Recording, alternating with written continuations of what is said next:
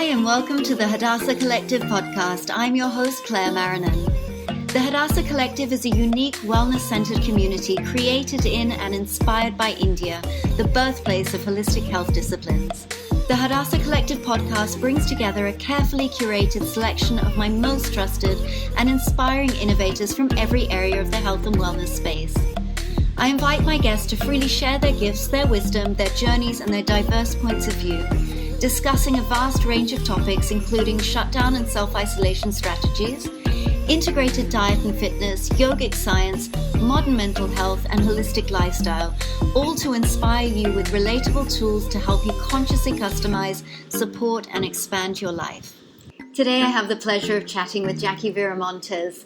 Jackie is a clinical EFT and energy psychology practitioner specializing in childhood trauma. Jackie is the author of Amazon bestseller, I Can't Believe I Dated Him. And in this episode, we really delve into this space of personal trauma and redefining what childhood trauma actually is, and how this manifests itself in adult life in limiting beliefs. This episode is packed full of practical tools and wisdom in how you can use the space of limiting beliefs as a catalyst for personal growth. Welcome to the Hadassah Collective, Jackie Viramontez. It's such a pleasure to have you here. Oh, it's so good to be here too. It's such an honor. I absolutely love what you're doing. Fantastic. So looking forward to getting into this chat with you about all things energy therapy and EFT. I think we have such a deep connect over that, so it's going to be really interesting. So why don't we start by you telling us just a little bit about yourself? Yeah, so I'm in the whole energy psychology EFT world. So I'm out in Los Angeles, East Los Angeles, in the trees, and most of the day I'm working with clients, working with anxiety and relationships, or teaching. I teach future practitioners and therapists in these like trauma-based modalities like EFT and breathwork. Okay, so interesting. And have you been in Los Angeles for the whole of the corona pandemic situation? I have, yes. I've been right here, barely leaving. I did finally go on a trip where like 10 friends, we all got tested, and then we went to Santa Barbara, which was very nice. But yeah, beautiful. Everything else we've been basically cooped up here. But it's not that bad because we have some outdoor living here. What has it been like for you during the shutdown, and how is it looking now? I think it's the things are sort of lifting a little bit in Los Angeles. Yeah, things are lifting a little bit. Honestly, my actual day-to-day hasn't changed much at all. My work, everything stayed exactly the same. I'm used to working with clients remotely. I didn't have any in-person clients. I transitioned everybody. So the day-to-days look the same. And we're kind of up in the trees. Like we have a yurt where my husband's down there working, and I have like a little detached office. So up here, when I'm like walking my dog around, you can't tell. It's just when you go out into the world to grocery shop or when you want to go get something that you really notice it. There's like a heaviness here. When we went up to Santa Barbara with some friends, we all got tested and all came back clear and went there, and the energy felt so different there. There's just like a lot of fear, a lot of heaviness here, so that's been hard to shake. That's been the biggest difference, just like that feeling of just that collective fear and almost the shaming that's going on. I don't know if you have COVID shaming there around all the protocols. There is a little bit. I'm in Thailand at the moment. India is where I live. In Bombay, it's still very much, dealing with COVID, with rising cases and things like that. And so it's a little strange for me to be here in Thailand because they really managed it very quickly. Obviously, we have a lot smaller population here. And, when you go out, it's you get fined if you're not wearing a mask. But so there is that, and but you could, and everybody is sticking to that. Everybody is pretty much sticking to the social distancing and the wearing of masks and everything like that. But there is, it's a strange feeling because I feel like the rest of the world is kind of going through a lot, like especially, LA, there's a lot of social unrest as well as the physical fear around the pandemic and things like that. And in Thailand, it almost is like, okay, well, we all wear masks now, but everything's back to normal, so it's it's really strange to be balancing those two scenarios. But I mean, I'm also grateful for that I'm not too shut in, and we can get out and we can do things pretty normally. So that's been great. But I know I feel that push and pull like every single day, where it's like, I just wish it would go back to normal. I wish we could go do things, because I hate feeling that control. But then there's that other side where I feel but why are people out and socializing? They need to be safe. So every day I seesaw, and I am a hypocrite on one side and then a hypocrite on the other. And it's really hard to just stay balanced and go, okay, wait, where am I? What am I doing? Why am I doing this? So it's been a balance. And in that moment as well, in the day-to-day, because my day-to-day, I'm the same. Like, my day-to-day is great, and I'm doing things that I love, and, I'm interviewing really interesting people like yourself, and, so I'm busy, and, I'm in a lovely space, but there's also that side of me, again, that I don't like the control. I really don't like being told what to do. So the fact that I can't just get on a plane really upsets me. And also there's the bigger questions of, like, when will I see my family in Australia, or even my father who's in Beijing. And so it is a really strange time to be managing emotions, I think. So I guess it will be a busy time for you work-wise. Oh my gosh. Work-wise, it has been busier, so that I'm really thankful for. I know I'm in a world where everyone's in the film industry, which has been totally shut down. My husband's a filmmaker, director, and he was having 2 weeks just off or 2 months off of everything, and I just was kind of getting slammed. So I felt grateful for that. But I get the travel thing. He would travel every other week, sometimes every week for work. I would travel a lot. My husband and I were used to traveling every other week, since he travels for work all the time to shoot stuff. And then we're just adventurers, so that's something we always do. So that's been the huge transition. And I have a twin sister, an identical twin, and she's pregnant right now, so I won't be able to go see her and her baby. Let's move into how you got started in this wellness space, and how you got into this journey of energy psychology, and what this looked like sort of from your early years. I mean, I know that you studied journalism, and throughout your own childhood, what did that look like for you? What did that space look like for you? Where did you go to school? Where did you grow up? And how did that lead you down this path into energy psychology?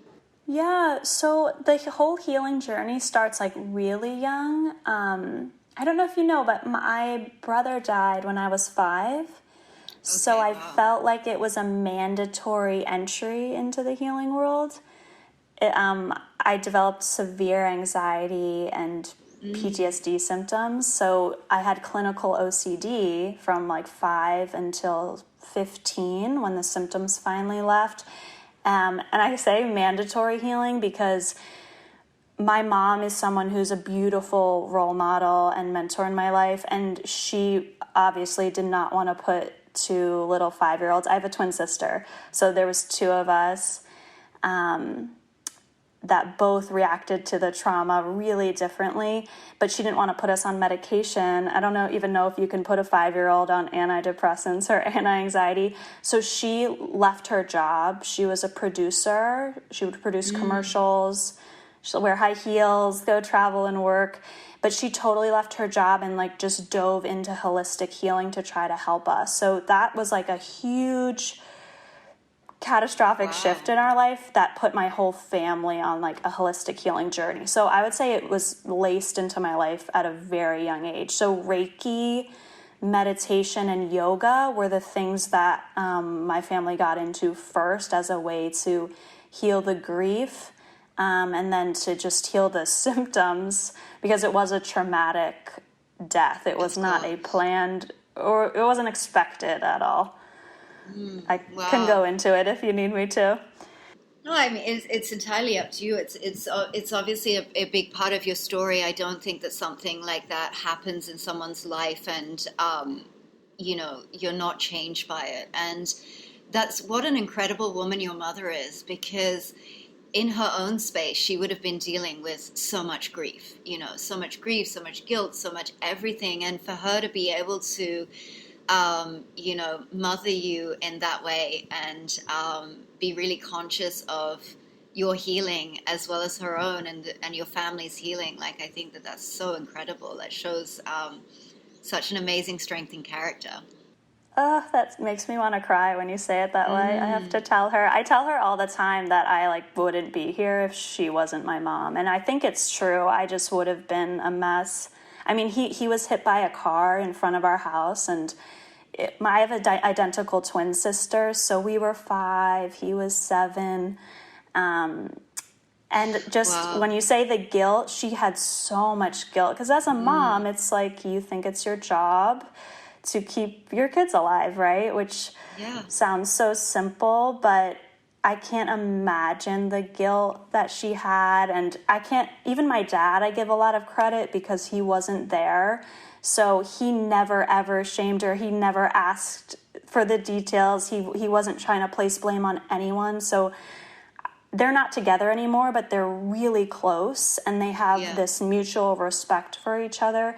So that's basically how we got into Reiki. Healing was really transformative, and she ended up getting trained in Reiki, and she actually brought both of us. Since she became a single mother, I mean, they split up when I was 9, so when I was 9 years old is when she got trained in Reiki, because since she was a new divorcee, she was like, I need to provide for my girls, so what if I started a little Reiki side business while I, moved from being a stay-at-home mom, which she definitely was after he died. She did not want to leave our sides for a while. She was very traumatized. Yeah, I'm sure. But we went to the trainings with her. So we went to the trainings as little 9-year-olds, and I got trained in Reiki 1 and then Reiki 2. So that's how it really got started. It was really young. So I've been in the world for a long time, but I never ever thought I would do it. Like, as you said, I went to school for journalism and tried to just have a normal job, but things changed and led me back. Yeah, that's so interesting. And I think as well, it's such an interesting sort of view of treating childhood trauma as well, because like you said, your mom didn't want you guys to be on medication at all. Which I think is incredible. And I think that we don't handle that in our society. That's not how we handle things anymore. We are looking for the Band-Aid all the time. And I think it's so unhealthy. And you said, I'm not even sure if a 5-year-old can be put on medication, but I think they can now, which definitely. I think is terrifying, and so yeah, I think that it's so great to have other options. I think medication is always sort of, it's a valid option at some, in some cases, but I think that it really should be the last option. And I think that that's what's really sad about our sort of our medical system and even our mental health system, is that it's always medication is the first option now. And medication is so easy to get on, and they put my sister on antidepressants when she was in 3rd grade, and just the side effects were so brutal. I mean, it wasn't worth it at all for her, and weaning off of them was so hard for her. So I think she was only on them for about a year, but it's just if you take someone from my mom who was so anti, it was just so readily available, and they can make you feel like you have to. A lot of my clients, it's they need them, and they're a great boost. It's a great way to kickstart the chemicals in your brain, but definitely not a first option. And that's what I'm hoping to change. Exactly. I was going to say, has that sort of shaped your practice as well? Yes, in every way it's shaped my practice, just my experience. Because the thing that really shaped my practice, Claire, was that by the time I was 12, I'd been to so many different therapists, hypnotherapists, psychologists, and no one ever talked to me about how what I was feeling was a symptom of the trauma we saw. everyone acted as if it was just these isolated symptoms. And even as a kid, I remember just feeling like something was off about that. Like, I went to grief counseling at school with my little group, and then I'd go to counseling for my OCD, and then I'd go to my other person for my anxiety, and they didn't treat it like it was all symptoms of the grief and PTSD.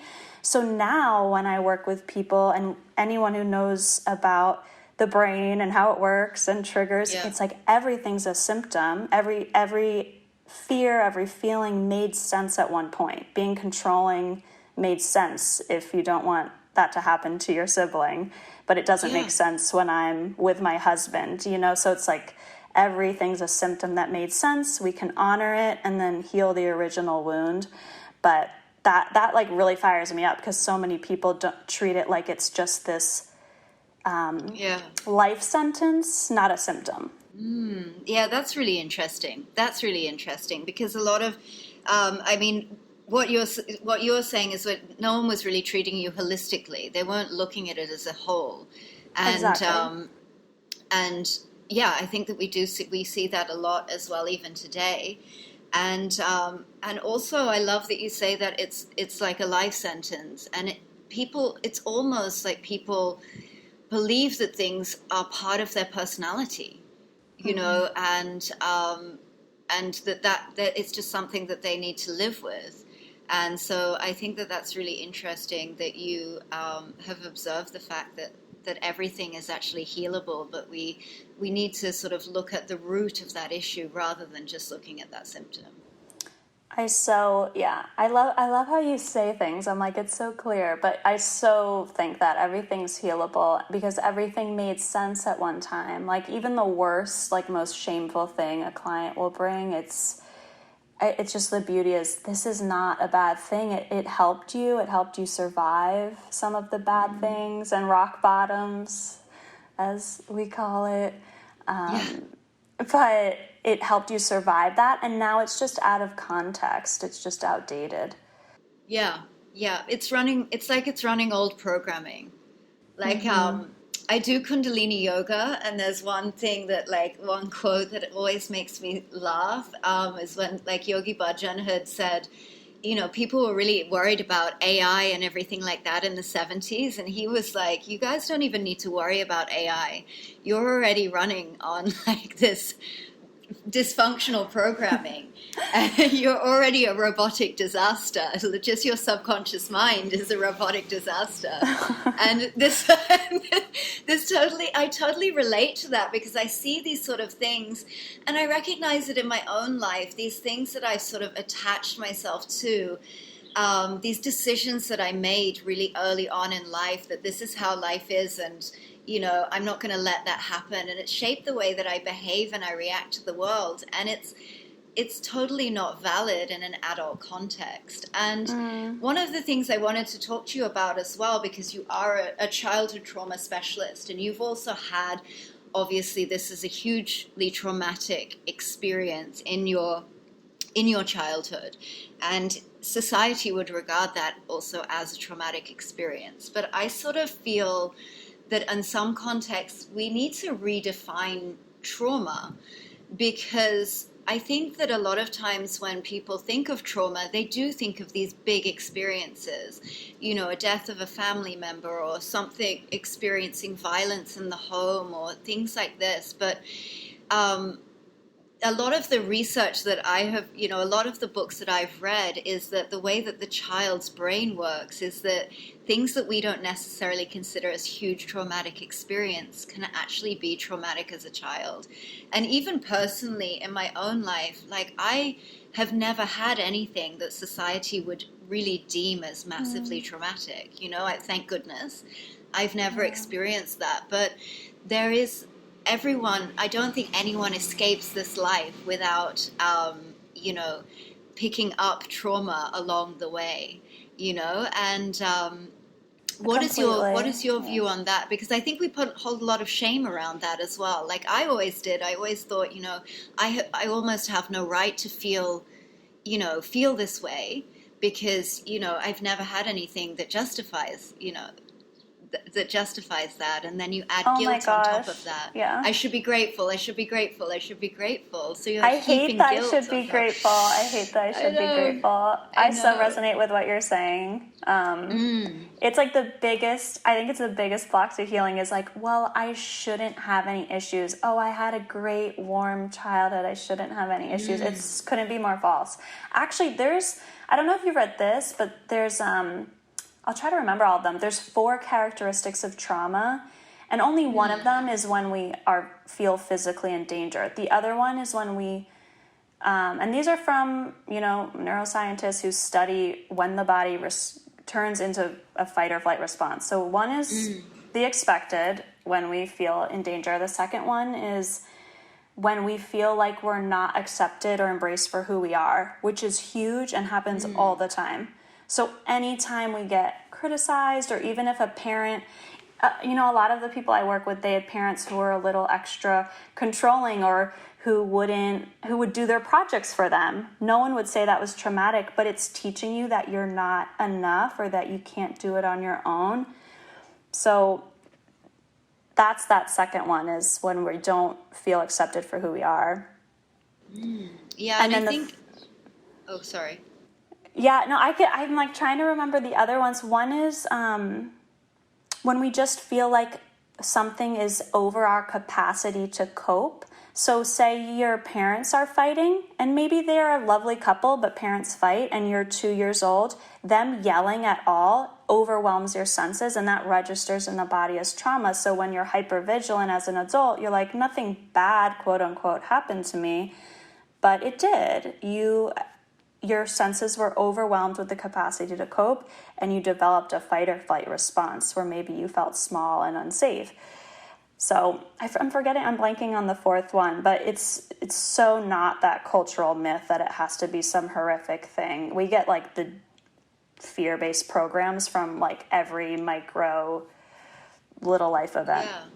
Yeah, and I think that's a really interesting concept, and I also think that it's a really good step to sort of dismantling shame around mental health and wellness, because I'm very passionate personally about mental health and wellness and spirituality, deep spirituality. And I remember when I told one of my friends one time that, like, I'm seeing this amazing therapist, because I say it like I'm going to a Pilates class, and they're just like, why are you going to therapy? And I'm like, well, because I see it as a space that it's like, okay, yeah, there may not be anything like massively wrong with me or massively wrong in my life, but I feel like there's always space for like more freedom and, newer levels and, breaking new barriers within yourself,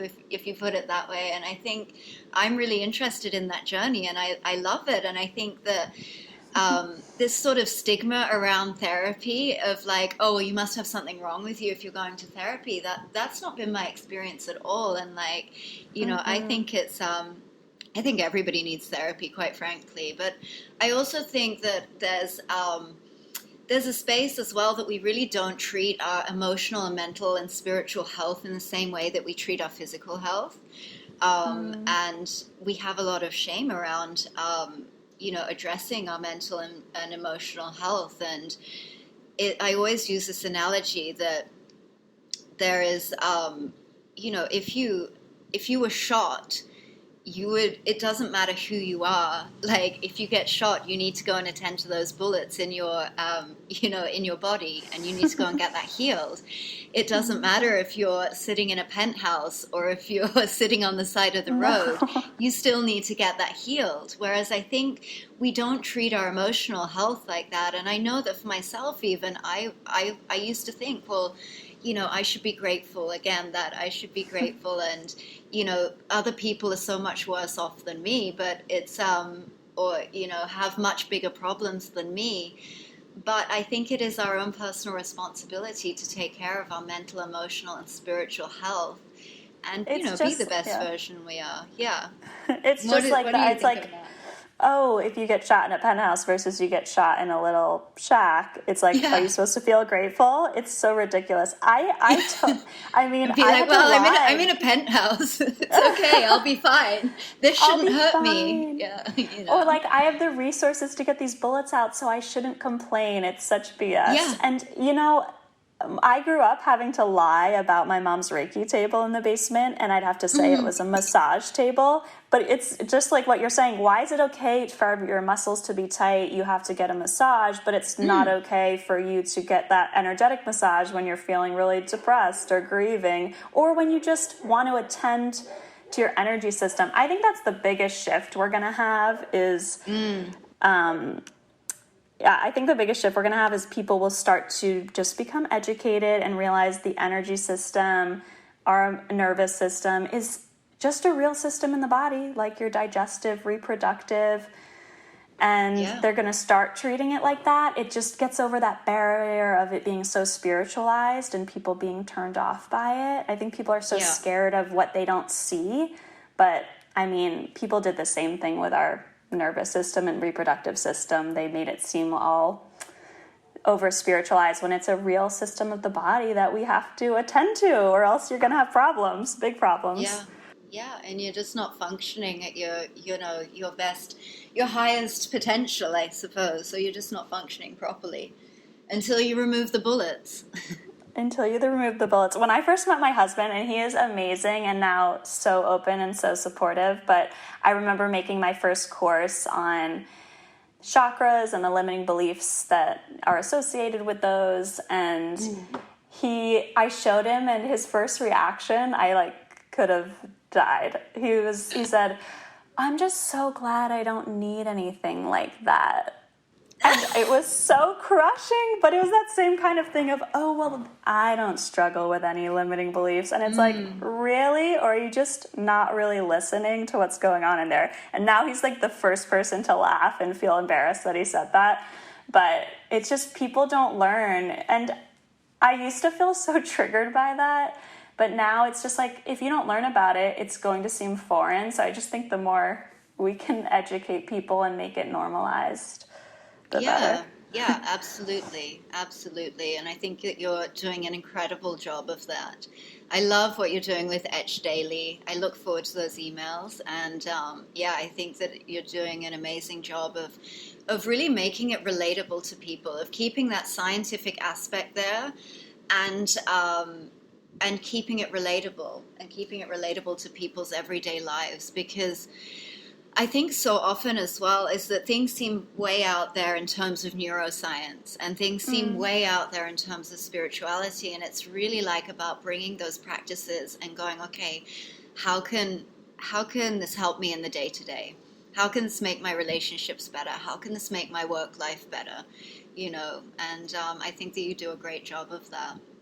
Oh, thank you. That was a dream come true, finally making that and getting it off the ground during COVID. So yeah, amazing. Yeah. And so how did, so obviously very early on in your life, you were exposed to a lot of alternative healing methods and things like that.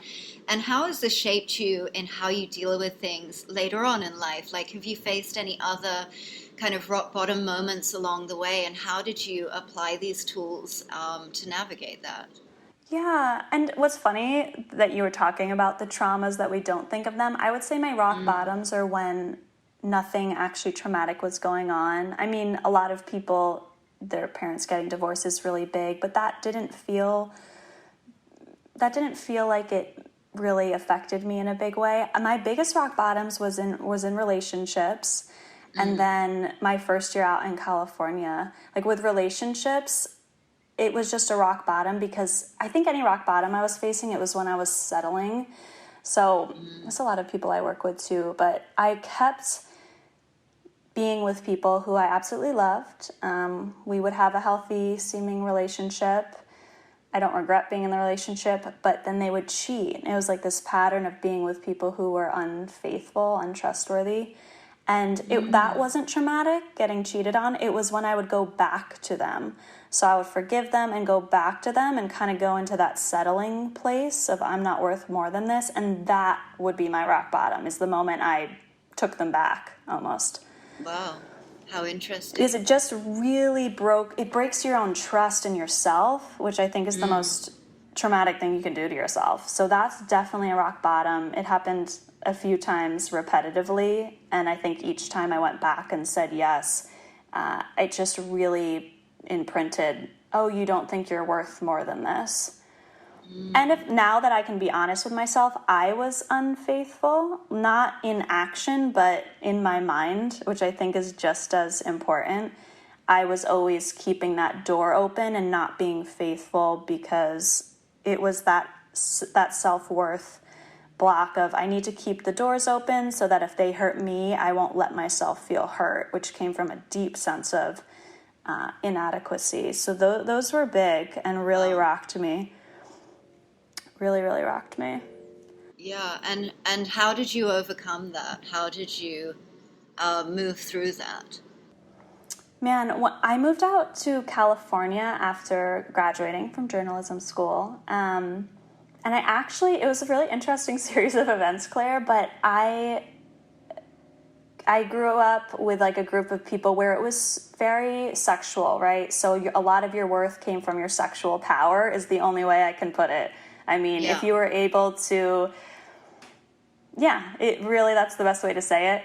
When I moved to California, I came with like a clear intention that I just wanted to be around people who were really uplifting and who respected each other, like girls and guys. And I did Teach for America. I don't know if you've heard of that where you are. It's like a teaching fellowship where you go and volunteer. Well, you teach in an inner city. So I was so I got placed there in like Compton, Inglewood area, which is like a rougher neighborhood to teach in. And I got placed in this group. This is a long story, but it's like so important with the spiritual background. I got placed in a group and like 3 of my closest friends were really spiritual Christians. And their role modeling that, hey, you don't need to use your body to be worthy, or you don't need to feel worthy if someone wants you or not, which sounds so silly now, but I just feel like so many women are trained in that, and I totally was, is like your worth comes from if you're wanted, was so false. And having them as friends who were so different than the people I grew up with retrained my brain to be like, oh, I'm a person, I should be respected, I'm more than my body, and I deserve a man who wants me for what's like in my mind, in my heart. And it was like just one of those divine experiences where something totally shifted in me, just having those 3 girlfriends. And I met my husband the first day they brought me to a church there, which I never would have stepped foot in a church before that. I never had stepped foot in a church except for my brother's funeral. And I met my husband that day, and he's someone who totally embodies that. Like he is the most trustworthy, respectful human being I've ever met, but so were many of the other people there. That's so incredible. I hate to say that, Christianity, which would have made me like feel so tense up in my past, but something about the morals or the values really switched something in me, and I never ever again settled in that way. Wow. It was like one of those divine intervention moments. Yeah, 100%. And that you had those examples of people. I think it's also that you had these examples of people who had built their own worth around what God said about them, not not the worth that the world had put on them, that if you're sexy or you wanted, whatever, these friends that you met, that you divinely met for sure, embodied that. And I think that's incredible. And it's so amazing that you had that shift in you beforehand. You had that like energetic spiritual shift that you're like, well, hang on a second, that's not where my worth lies.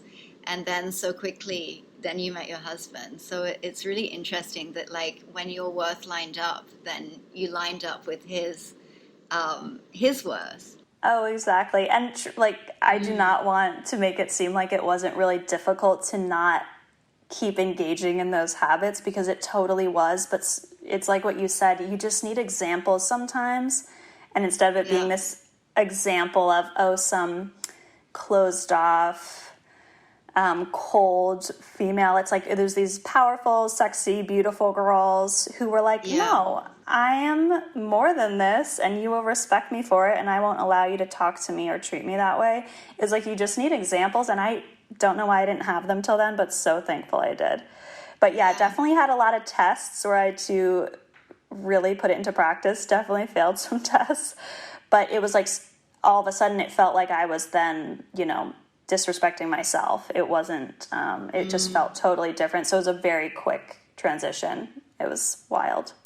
That's so interesting. Yeah. And I don't know, I know what you mean when you say test, but I think it's also I never think of these things as like tests as something that you necessarily like can fail. I think that it's always just an opportunity to choose something different, like to choose a different way. And you know what I mean? I think that sometimes it's like when you say something like it was a test, it's like, oh, I failed that and whatever. And it's like, well, no, you've been conditioned to think this way for so long. Like it's going to take some time to like be able to, some opportunities to be able to choose again and choose something different, Oh, and sometimes it's like an initially, athlete. Yeah, exactly. It's like an athlete. You build a new muscle, and then you get put in a position where you can use it, and you might not, or you might have the courage to use it and be like, oh, I can do that. But it's like no shame if you don't. It's just like, oh wait, it's an opportunity to flex that new muscle I have, and actually use it, and then you feel comfortable doing it the next time. Yeah. Amazing. Yeah.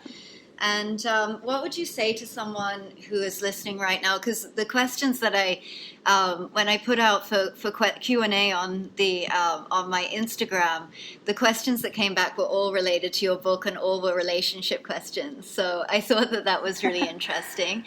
But what would you give for someone who is who's in that space right now, who feels like, they've been in several relationships where the person hasn't honored them, they've cheated on them, and, they've gone back, and they resonate with your story and that feeling of settling and is this all that I'm worth? What would you say to them that first step would be, or practices that they can dive into to sort of get to the bottom of that?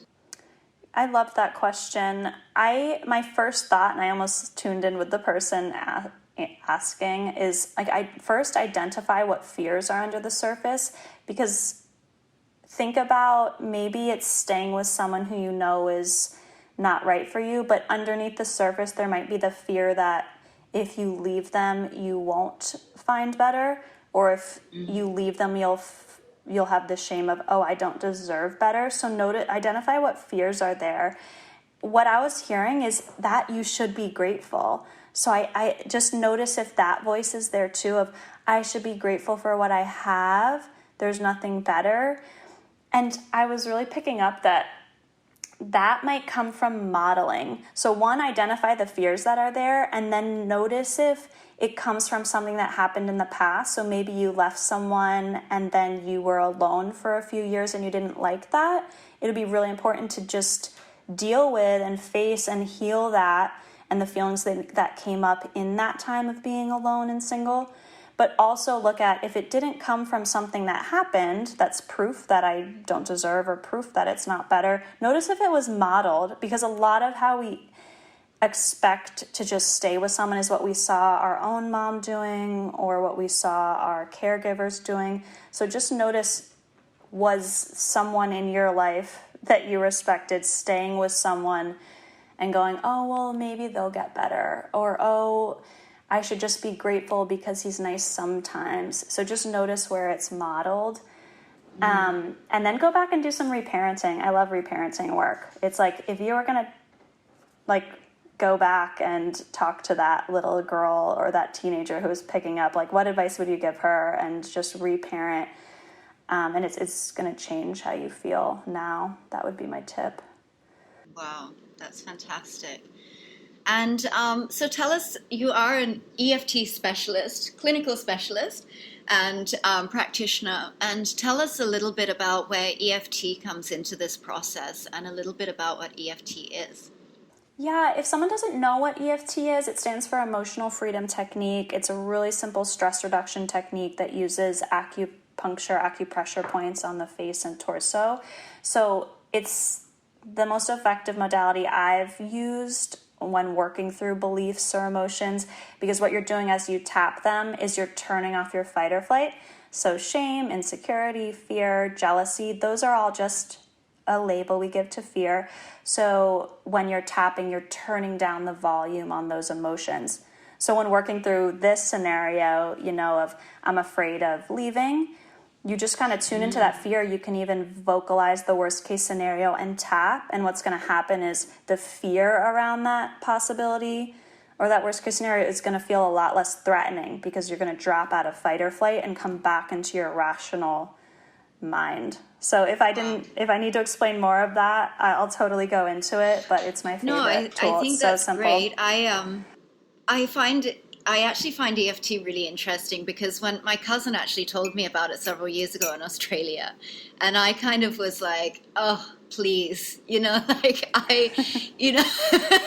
I was like, this is ridiculous. What, you're going to tap on your face and it's going to heal your emotions and saying these things, because, there is a lot of, look, I love, different spiritual practices and things like that, but any of these kind of, say something 50 times or write down what you want, all of these kind of ritualistic repetitive practices, I'm just not I'm never going to do them, and so I thought EFT, I'll be very honest. So true. I felt the same way. I got sent a YouTube video and I was like, talk about the shame of going to therapy. I was like, I can't let anyone see my computer screen while I'm doing this. This is horrifying.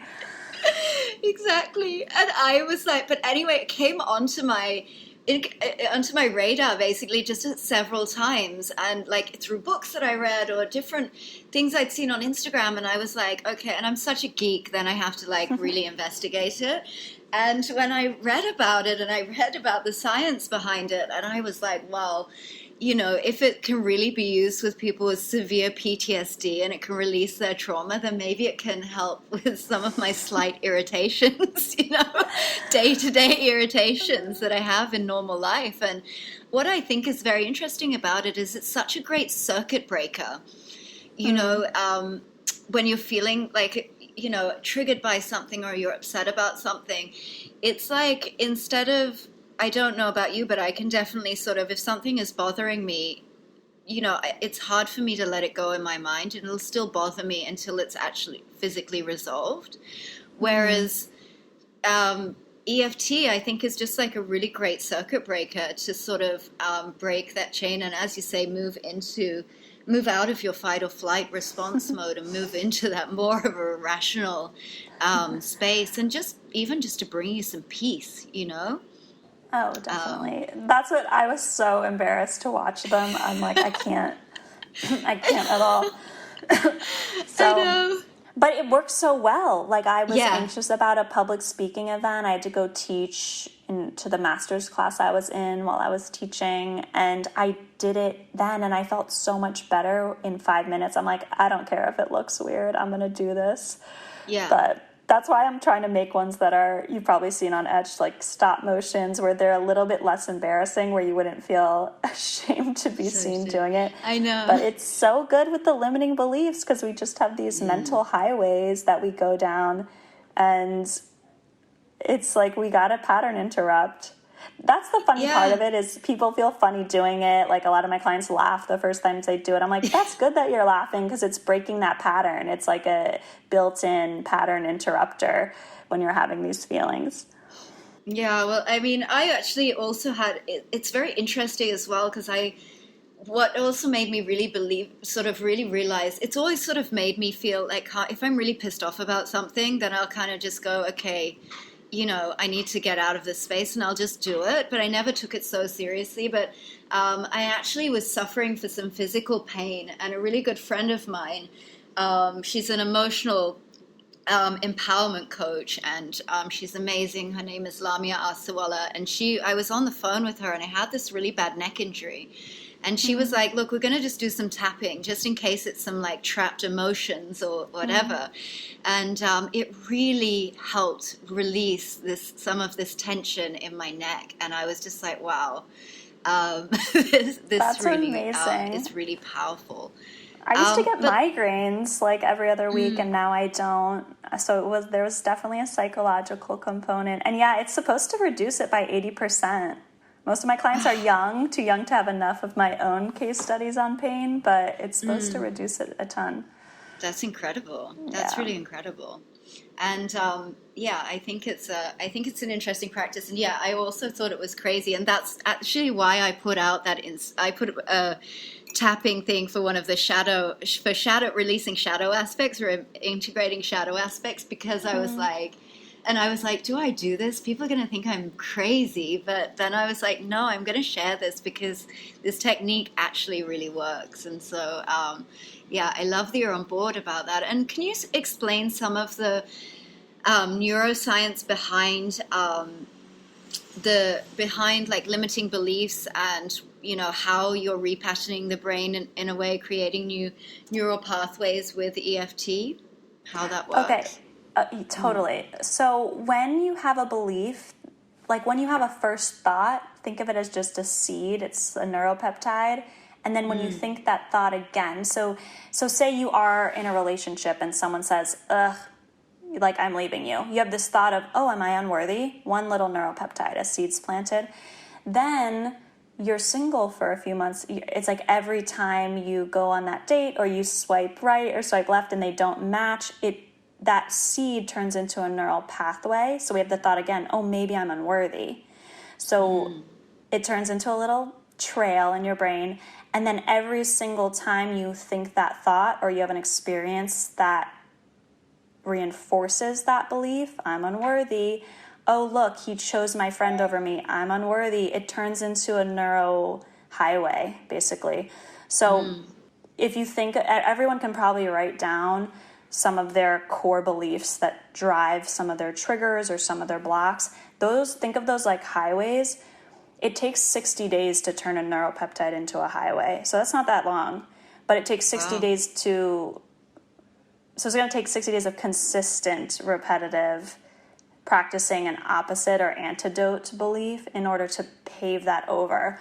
So I think about it, there's a lot of language around 21 days or 30 days to build a habit. There's some truth to that because, okay, I am worthy, right? I'm going to take action. I'm going to plant that seed. I'm going to meditate on that belief. I'm going to have a mantra. If you do that for 30 days and you actually act on it, you plant the seed, I'm worthy. You go break up with that person as an action step to embody that belief. I'm worthy of more. That neuropeptide turns into a little trail, but you still have this highway. So think of like the biggest highway in your city versus like a little hiking trail. You're still going to revert to the highway.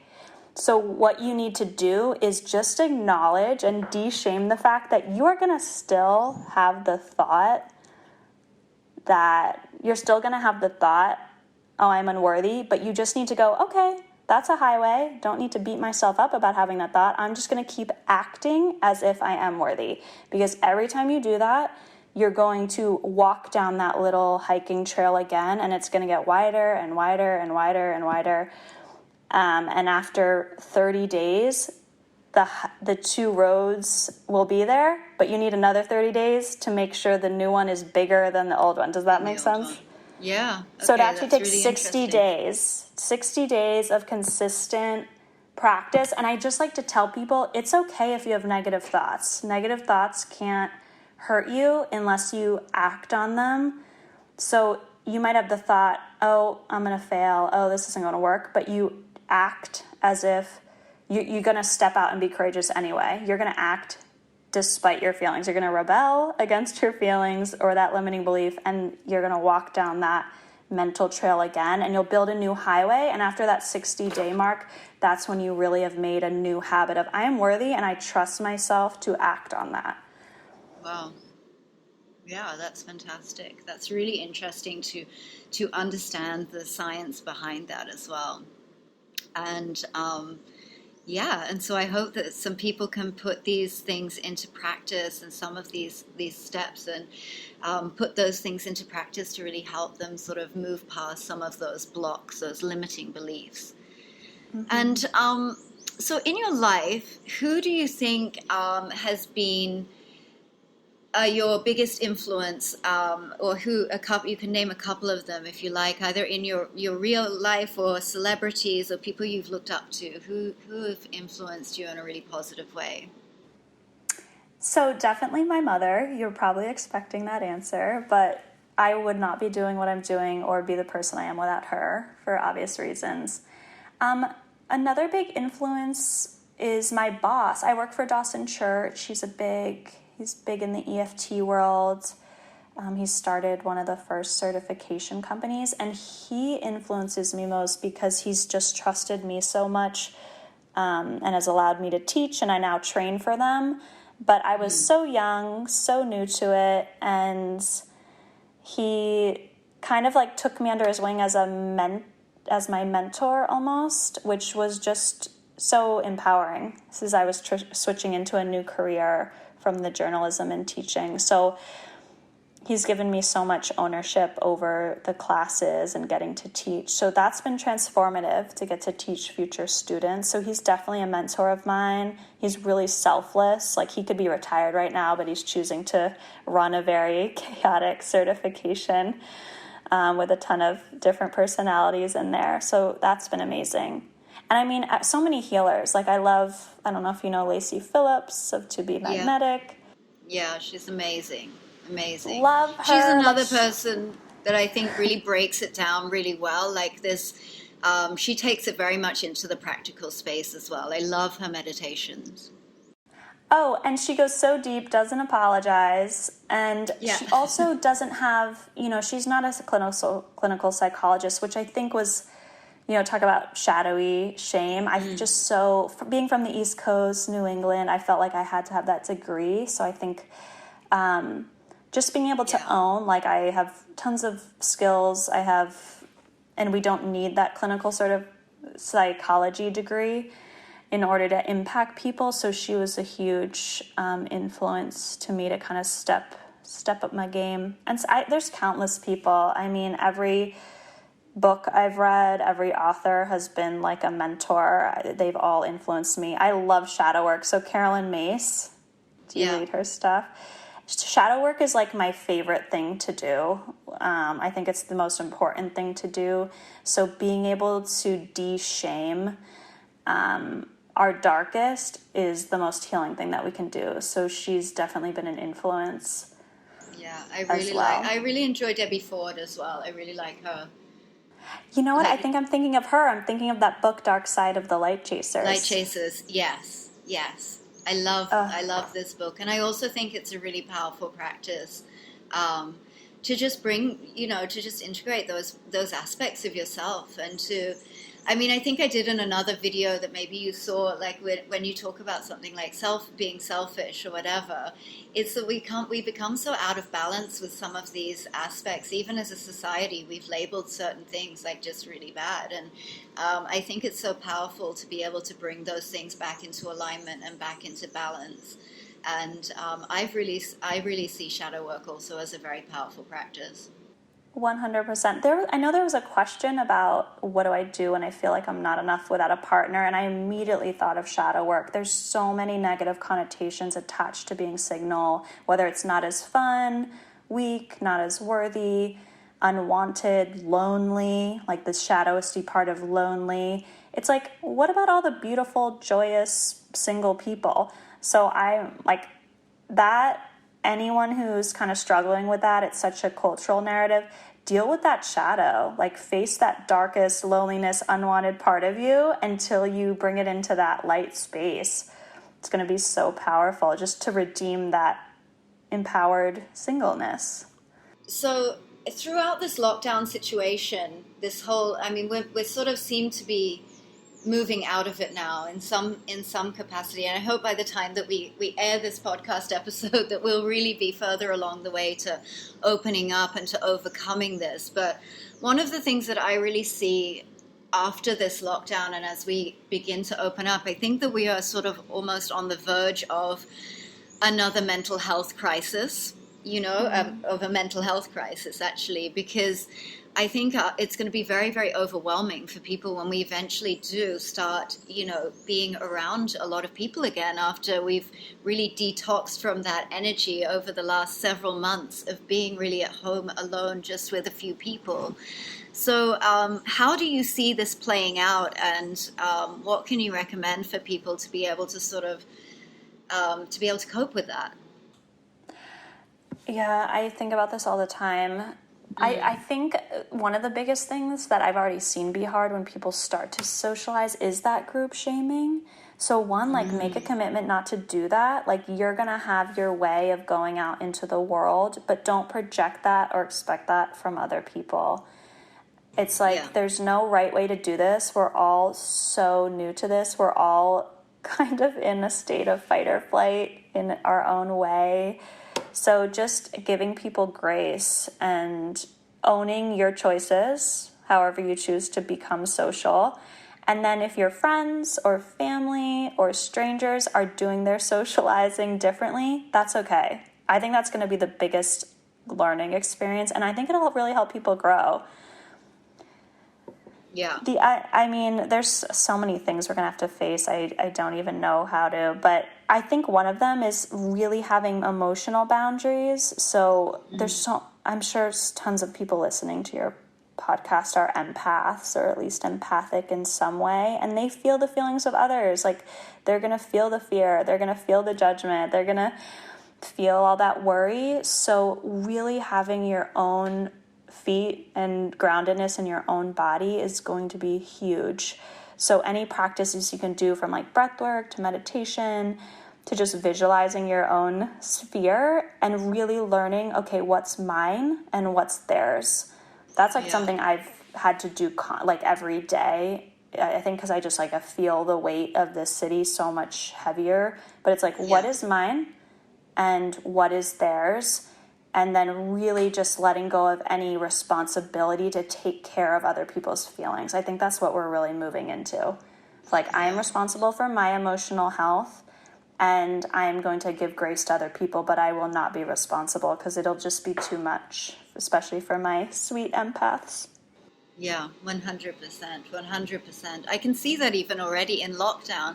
I mean, I've even felt it in myself, and I've definitely have other friends that have really empathetic, but they are, really feeling confused because they're like, hang on, I'm safe, I'm home, but why am I feeling all of this emotion? And they're really feeling that collective energy, that collective fear and that collective stress. And I think it's really important to have practices to be able to release that from our body and get really grounded back into our own space and our own bodies.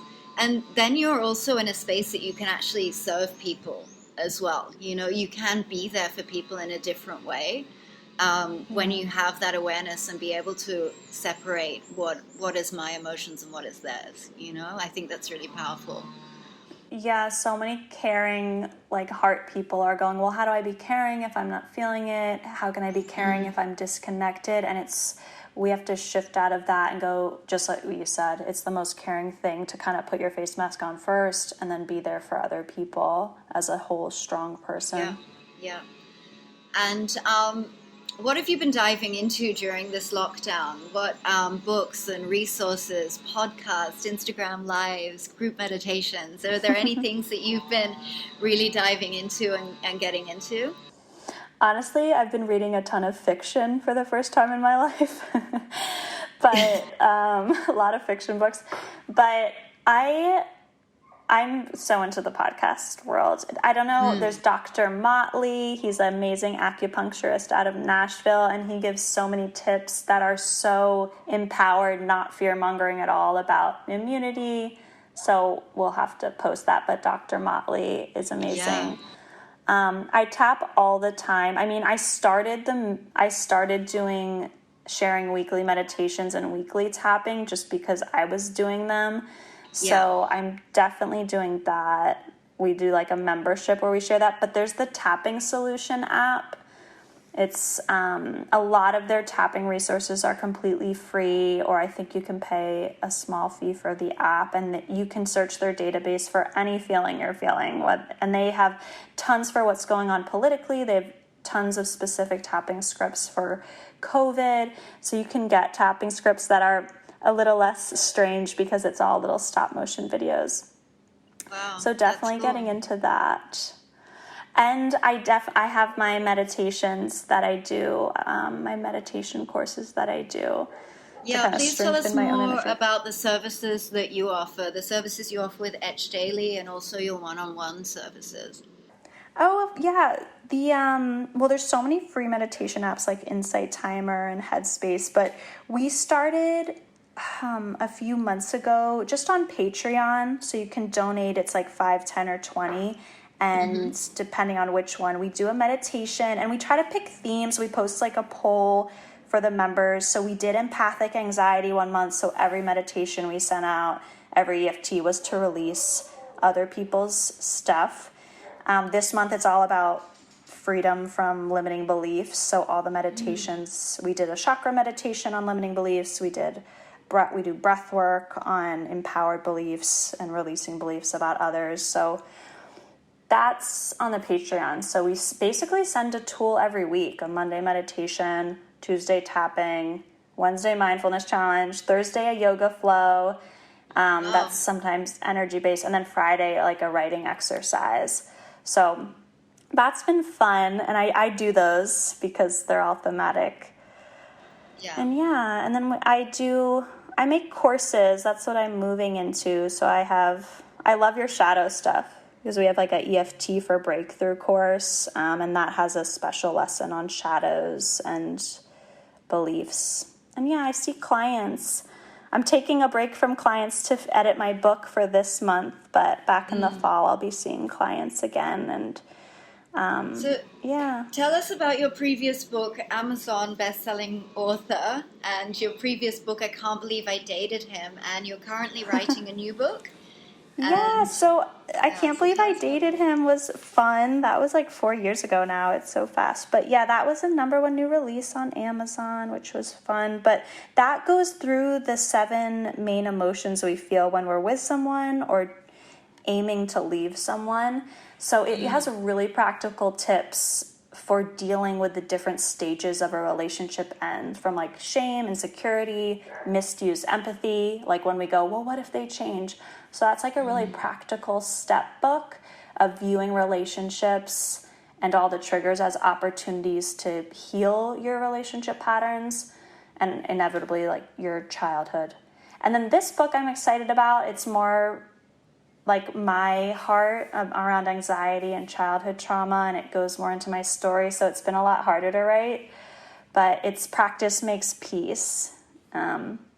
Picture the perfection crossed out. So it's really about using perfectionism-based anxiety as an opportunity to really feel what our needs are, heal those limiting beliefs, and then to go reparent that inner child who picked that stuff up, those patterns in the first place. So yeah, I'm in the editing phase, so incredible. Pray for me. That sounds like it's going to be, I will pray for you for sure. And I think, I think I think that's going to be an amazing resource. I really do. I think that it's definitely necessary in our time. And it's so funny as well when you talk, that you met these really empowered Christian girls, and you met your husband in church, and I really love the way that you blend the spirituality and this faith-based foundation with these sort of more holistic tools.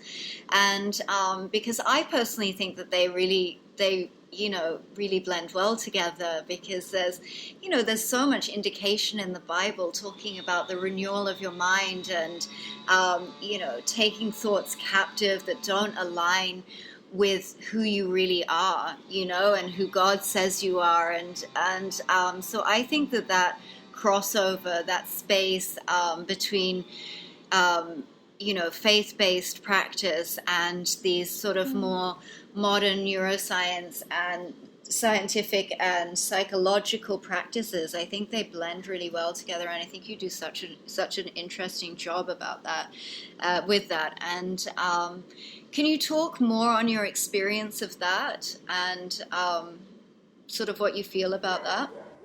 Yeah, and I love that verse. There's a verse at the bottom of all my emails. It's my favorite. Don't succumb to the patterns of the world, but be renewed by the transforming of your mind.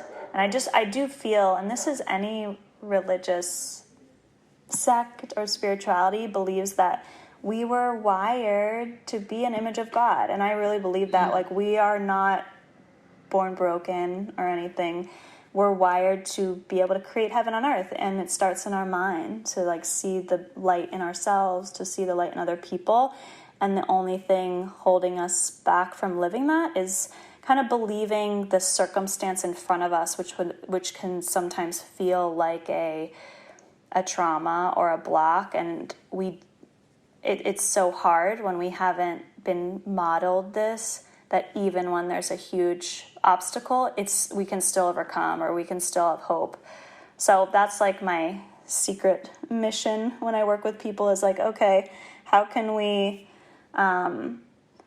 look at your circumstance but take the highest perspective on it? Because we can't change our circumstance most of the times, but we can change our perspective. And I think that is like the most spiritual thing we can do as human beings, is to say, I'm not going to be a captive to my situation or my limited situation or past. I'm going to choose and take empowered action to see this the way it's going to serve me and others. And I'm not going to let this situation stop me from living that out. I think it's just the most powerful thing we can do, is exercise that level of free will.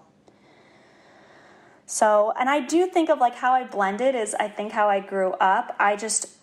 The energy system to me is not spiritual. It's a system of the body that most people just weren't educated on. So it's really easy for me to see the science of that and think of it as just like I'm a masseuse for someone's nervous system, But so I work with a lot of people where I have to just explain it in new ways where they're not scared. A lot of people are scared that it's somehow counter to their religion or counter to their belief systems, no matter what. I've worked with people of all backgrounds, and there's a lot of fear there. So it's just really reteaching that this is a system of the body and it's separate, but it will, just like when you feel physically well, you're going to be able to be present in your prayers, or when your stomach's not hurting, you're going to be able to be that graceful, forgiving person like you want to be in your faith, right? Yeah, just I think energy system, it just supports our spirituality, whatever our faith might be. Yeah, 100%. It's such an asset to your whatever spiritual practice that you have. I think to be able to, even in yogic practices, a lot of yoga is aligning the body and conditioning the body to be able to have that space of stillness. To have that space of stillness at the end of the class. And, I think that is also a part of, understanding our nervous system better and how our nervous system functions, to be able to condition that in the same way we would do yoga asanas, that we do things that condition our nervous system as well, all to be able to come back to that place of homeostasis, I think. Yeah, it's like, how can we hear the voice of our God or our beliefs if we have all these other radio channels on and buzzing? I love how you said that. We need to turn the volume down, come into silence so we can actually hear and soak in what we want to soak in. Yeah, absolutely. Absolutely. And where can our listeners find you? Yeah, well, you mentioned Etched Daily. That's the Instagram. We put a ton of free resources and information. So that's a great place to start. It's ETCHED. It stands for Energy Therapy and Cognitive Health. education. So Etched Daily, and that's also the website as well, where there's like a free tapping video if someone wants to learn where the points are, so they can head to that website. And then my name, I also have a site for my name. That's more for my workshops, trainings, and private sessions, Jackie Viramontez. Those are the three main places. Fantastic. Now, we did have some listener questions, but I think we've actually really covered them. So, I think we have already covered them. Let me just check. There was one that I thought was so powerful. It's the what's behind fear of being beautiful. I thought that was a really brave question to ask. Yeah, let's dive into that and let's... and then we can go. No, I think we could actually talk for hours. This could be a 3-hour podcast, honestly. My gosh. But It's been really great. It's been really great. But yeah, I also really thought that that question was very interesting as well. We've covered the one, just for the people who are listening, we had a couple of questions, like why am I fearful of letting go of relationships that I know that are bad for me? But I think that we've covered that one, and we spoke about that in a little bit of depth. And but yeah, like what is behind the fear of being beautiful and feminine? I find myself playing small and not wanting to fully embrace my femininity and beauty. And this question actually came from someone I don't know, but I do have a couple of friends who sort of struggle in this space of, how do I embrace that beauty and feminine essence and feminine aspect of myself? And I think that's really it's a really interesting question to dive into. This is a powerful question. I even think the bravery of asking, I was picturing if you were in a group room and asked, that this person may have not been able to ask it in front of people. And I think that's one of the first reasons that just popped to mind, is that there is so much competition between women and women that it's like we're not even allowed to think that we're beautiful. We're not even allowed to think that we have that, because who do you think you are is that voice.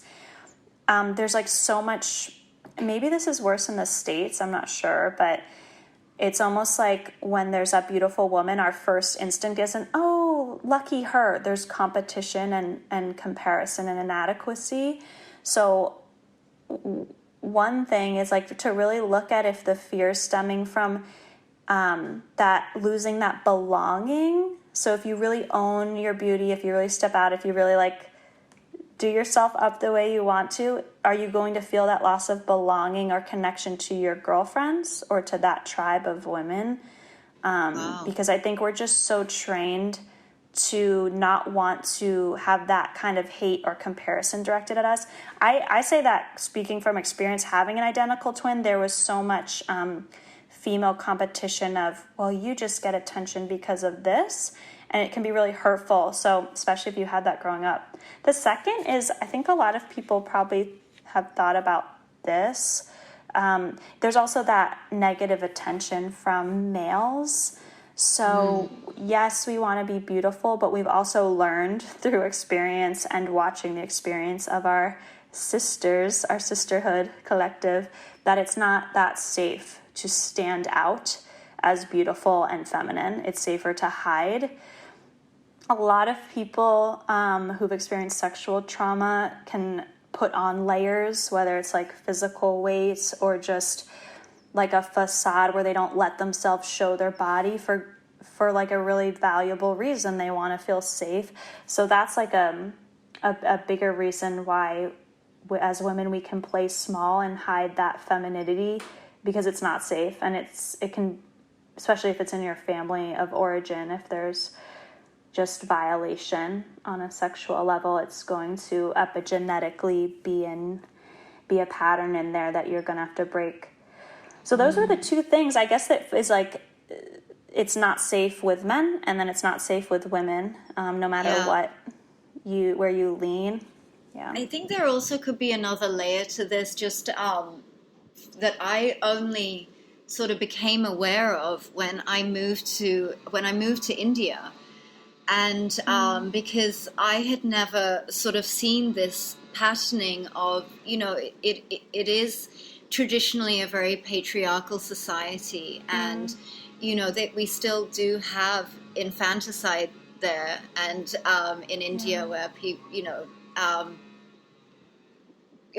females are terminated, are aborted, because there really is this aspect of, that for the family they would prefer to have a boy. And so this was something that I never experienced at all in my life. I never even saw that, and I certainly never experienced it in my family. My parents were so happy to have a girl, and I've always been encouraged in my femininity and that aspect. So I think that can we speak to that a little bit, because I think that is definitely something that still exists in society in India, not necessarily very obviously on the surface, but it is still deeply rooted, I think, in the psyche of the country, that this sort of, they're growing out of and evolving out of this patriarchal society.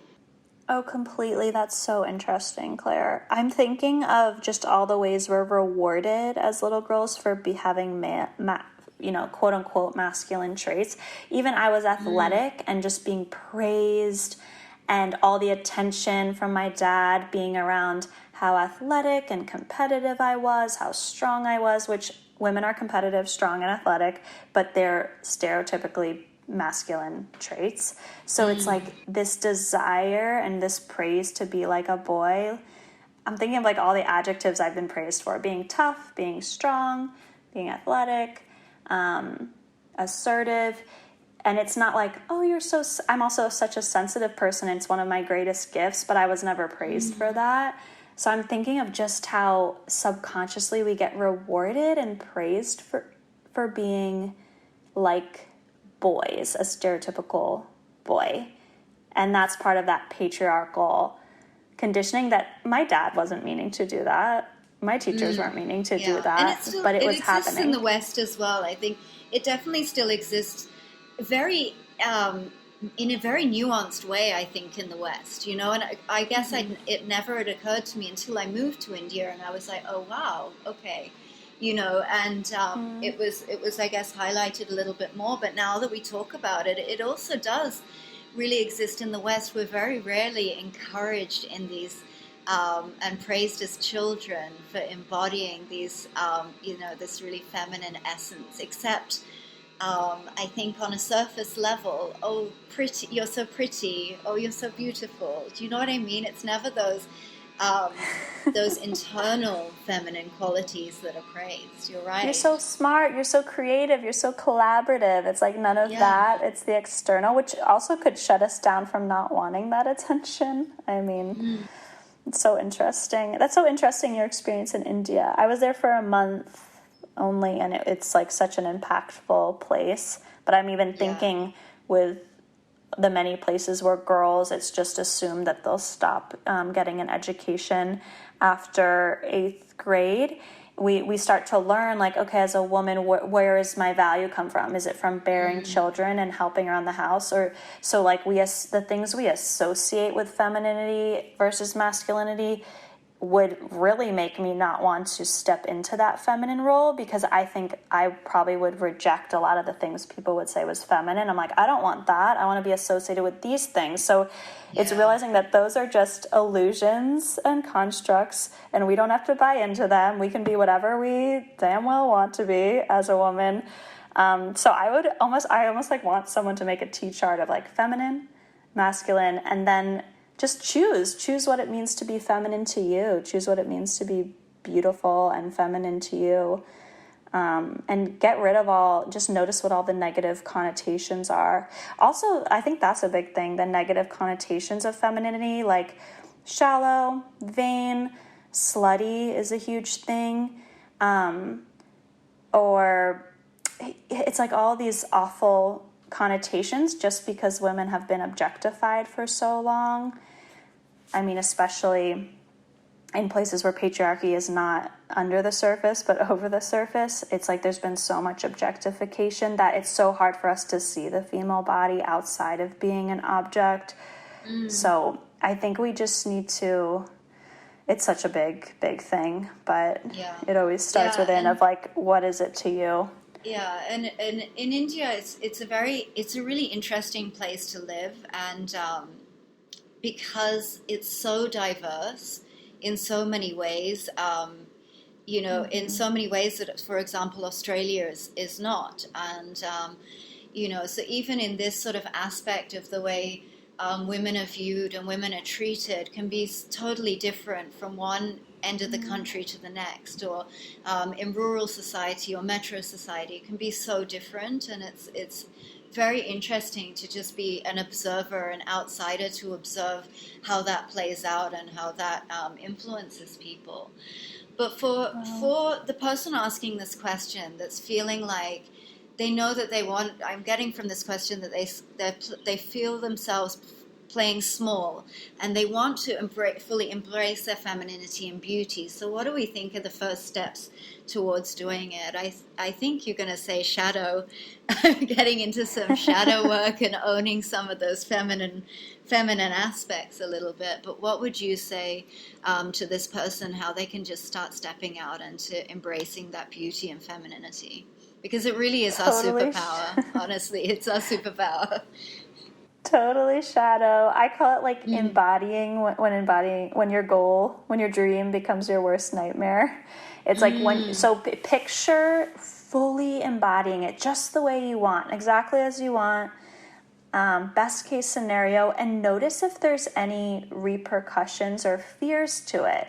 And it'll just, really amp up the dial on that visual and walk yourself through it mentally of what would it look like to walk through work, embracing your femininity, to walk through a date, to walk through hanging out with your friends, and to walk through it on social media. And just notice if there's any little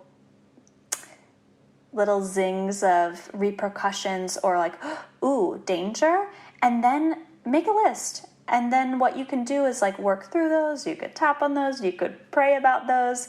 But then take the step to just act, because acting will normally prove those worst case scenarios wrong. Usually those things won't happen. Obviously be discerning, but usually those worst case scenarios we're going to prove wrong if we just step out of our comfort zone, do it, and realize that, oh, no one had that negative reaction, or oh, everyone embraced me. So yeah, deal with your worst case scenarios mentally first, and then act on them to prove them wrong. That's what I would say.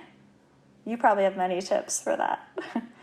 No, I mean, I also think that. I mean, especially in terms of shadow work, when I kind of identify shadow in me, it now is, I'm that kind of person anyway, that if something scares me, then I'm like, I've got to do it.